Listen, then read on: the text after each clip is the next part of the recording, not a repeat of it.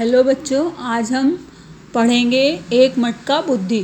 इसके पहले मैंने तुमको 2 गज़लें के अंतर्गत बेटियां और असर पढ़ाया था, ठीक है। अब हम इसके आगे का पढ़ेंगे एक मटका बुद्धि। इस कहानी में कहानीकार ने बुद्धिबल एवं चतुराई के महत्व को स्थापित करने का प्रयास किया है। बादशाह अकबर ने अपने दरबार में कुछ प्रतिभाशाली और बुद्धिमान लोगों को नियुक्त किया था, जो नवरत्न अर्थात 9 रत्नों के नाम से जाने जाते थे। इन सब में बहुमूल्य रत्न थे बीरबल। वे एक हाजिर जवाब मंत्री थे, यानी उनसे जो भी कुछ पूछो उसका जवाब उनके पास रेडी रहता था। एक बार श्रीलंका के राजा बादशाह के दरबार के दरबारियों की बुद्धि की परीक्षा लेना चाहते थे, इसलिए उन्होंने अपना दूत इस विशेष कार्य के लिए अकबर के दरबार में भेजा। हे महान राजा, श्रीलंका के राजा ने अपनी शुभकामनाएं भेजी है। उन्होंने आपके सम्मान तथा स्नेह के प्रति बहुमूल्य उपहार भेजा है। बादशाह सलामत, मैं यहाँ एक विशेष अनुरोध लेकर आया हूँ। दूत ने कहा, आपका दरबार सर्वश्रेष्ठ यानी सबसे अच्छे बुद्धि वाले दरबारियों के कारण प्रसिद्ध है। श्रीलंका के राजा ने अनुरोध किया कि आप इस बुद्धिमत्ता का छोटा सा अंश हमें भी दे दें। वे चाहते हैं कि एक मटका बुद्धि उनके लिए भेज दें। दूत ने निवेदन किया।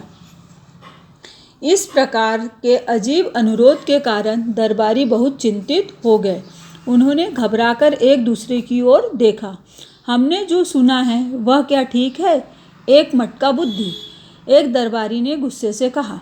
यह अनुरोध तो बिल्कुल बेसिर पैर का है। श्रीलंका के राजा का दिमाग जरूर खराब हो गया है, जो उन्होंने इस तरह का मूर्खतापूर्ण अनुरोध किया है। सभी दरबारी उसके इस कथन से सहमत थे। मुझे लगता है इस दरबार में एक बुद्धिमान व्यक्ति है, जो कुछ न कुछ युक्ति अवश्य निकाल सकता है। कुछ न कुछ युक्ति यानी कुछ न कुछ इसके बारे में उपाय निकाल सकता है। एक मंत्री ने बीरबल की ओर देखते हुए कहा। वह दरबारी बीरबल से बहुत ईर्ष्या करता था। उसे लगा कि बीरबल को नीचा दिखाने का वह सही अवसर था। उसने राजदूत को इस बात का खूब उधर राजदूत इस बात का खूब मजा ले रहा था कि उनके अकबर के दरबार में तनाव तथा गड़बड़ी की सृष्टि कर दी है। बादशाह अकबर भी अपने अन्य दरबारियों की तरह इस अजीब अनुरोध से भौचक्के रह गए। उन्होंने बीरबल से कहा, तुम्हारे पास सभी समस्याओं का हल होता है और मुझे आशा है कि तुम इस समस्या को भी सुलझा सकोगे। बीरबल ने अकबर के सामने अपना सिर झुकाया और कहा, बादशाह सलामत, हमारे राज में काफ़ी बुद्धि है और मुझे विश्वास है कि हम बुद्धि भरा मटका श्रीलंका भिजवा ही देंगे। दूत ने कहा, जैसे ही मुझे बुद्धि भरा मटका मिल जाएगा, मैं अपने देश के लिए प्रस्थान करूंगा, यानी मैं अपने देश चला जाऊंगा। बादशाह सलामत, बुद्धि भरा मटका तैयार करने में थोड़ा समय लगेगा, बीरबल ने अकबर को बताया। दूत अपनी धूर्तता पर मुस्कुराता हुआ बोला, अच्छी बात है बादशाह सलामत, मैं इंतज़ार करूंगा। आपकी सूचना मिलने पर आऊँगा। बीरबल घर वापस आए। उन्होंने अपने माली से खेत में कुछ कुम्हड़ों के बीज बोने को कहा। कुछ समय बाद वे बेलें बड़ी हो गई और उनमें छोटे छोटे फल आ गए। बीरबल उन फलों को देखकर बहुत खुश हुए और उन्होंने माली को बुलाया। उन्होंने माली को कुछ मटके दिए और कहा, हर मटके में एक कुम्हड़ा बढ़ जाए ऐसा एक एक मटका लगा दो। उन्होंने माली को विशेष निर्देश दिया कि बेलों को अच्छी तरह से देखभाल करें और कुम्हड़ों को मटके के अंदर ही बढ़ने दें। कुछ सप्ताह के बाद कुम्हड़े अपने पूरे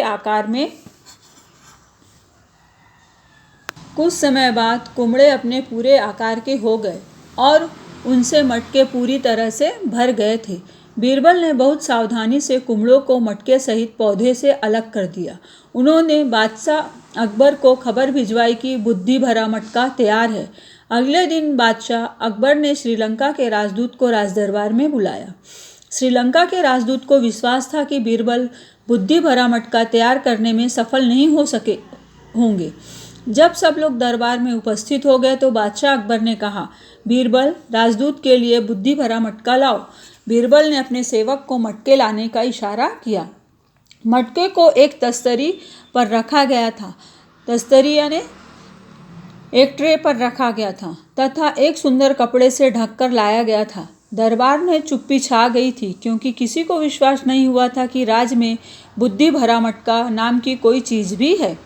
बीरबल बोले, बादशाह सलामत। श्रीलंका के राजा द्वारा की गई फरमाइश यानी बुद्धि भरा मटका हाजिर है।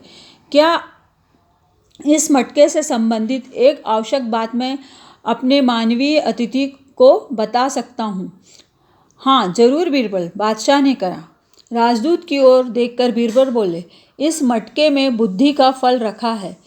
यह फल मटके को तोड़े बिना या फल को काटे बिना बाहर निकालना होगा। बुद्धि का फल निकालने के बाद आप यह मटका हमें वापस कर दें, लेकिन उस पर एक खरोंच भी नहीं लगनी चाहिए। राजदूत ने कपड़ा हटाकर अंदर झांककर देखा। मटके में एक बड़ा सा कुम्हड़ा था।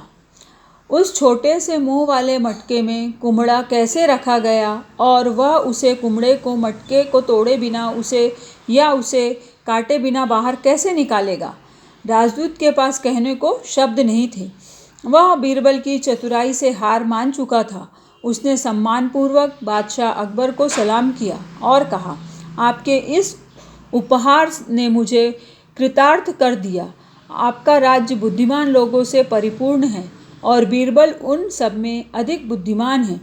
इन शब्दों के साथ राजदूत ने अपना बुद्धि भरा मटका लेकर दरबार से विदा ली और श्रीलंका वापस चला गया।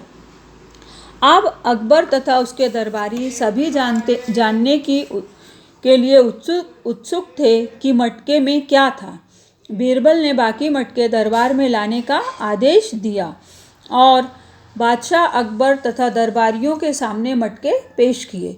जब बादशाह ने मटके के भीतर झांककर देखा तो वे हंसते हंसते लोटपोट हो गए। बादशाह बीरबल की बुद्धिमानी से बहुत प्रसन्न हुए और बहुत से मूल्यवान उपहार दिए। आप लोग को ये पूरा लेसन 5 बार पढ़ना है। कल मैं इसके क्वेश्चन आंसर तुमको लिखवाऊंगी, क्योंकि ये सब एग्ज़ाम में आने वाला है, तो ध्यान से पढ़ना है, बार बार पढ़ना है। ठीक है।